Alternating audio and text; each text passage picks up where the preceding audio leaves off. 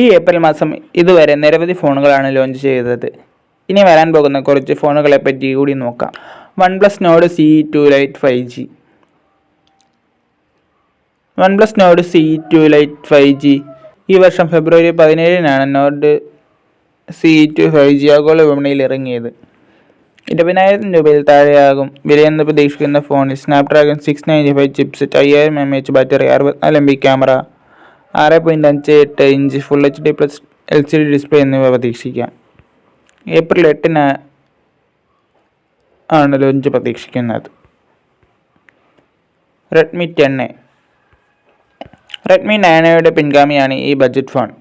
ഇത് ഏപ്രിൽ 20-ന് ഇന്ത്യയിൽ അവതരിപ്പിക്കും.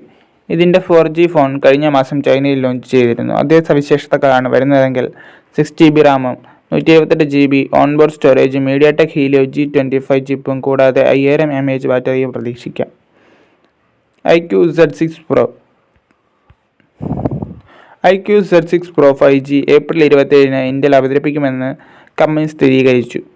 iQ Z6 Pro 5Gയിൽ Qualcomm Snapdragon processor, 66W flash charge എന്നിവ വരുമെന്ന് പ്രതീക്ഷിക്കുന്നു.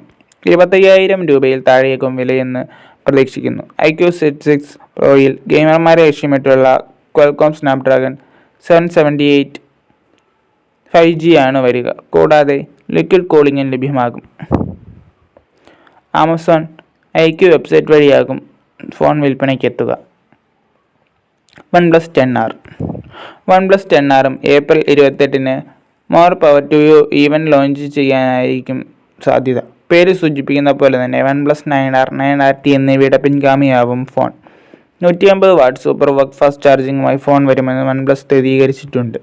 MediaTek Dimensity 8000 series chip, 50 NB Sony IMX766 camera sensor, ഒരു പുതിയ ബാക്ക് പാനൽ ഡിസൈൻ എന്നിവ ഫോണിൻ്റെ പുതിയ സവിശേഷതകളിൽ ഉൾപ്പെടുന്നു. Xiaomi 12 Pro 2021 ഡിസംബറിൽ ചൈനയിൽ പ്രഖ്യാപിച്ചിരുന്നു. ഫോൺ ഏപ്രിൽ 27-ന് ഇന്ത്യയിൽ പുറത്തിറങ്ങും. ചൈനയിൽ ലോഞ്ച് ചെയ്ത അതേ സവിശേഷതകളുമായാണ് ഫോൺ ഇന്ത്യയിൽ എത്തുന്നതെങ്കിൽ ക്വാൾകോം സ്നാപ്ഡ്രാഗൺ 8 Gen 1 ചിപ്സെറ്റിൽ Android 12 അടിസ്ഥാനമാക്കിയുള്ള MIUI 13-ൽ പ്രവർത്തിക്കുന്നതും 12GB വരെ റാമും 256GB വരെ സ്റ്റോറേജും നൽകുന്നതാവും. 6.73 inch 120Hz QHD+ LTPO AMOLED display ആവും ഇതിന് വരിക. പിൻഭാഗത്ത് 50 MB primary, 50 MB ultra wide, 50 MB telephoto sensor എന്നിവ ഉൾപ്പെടുന്നു.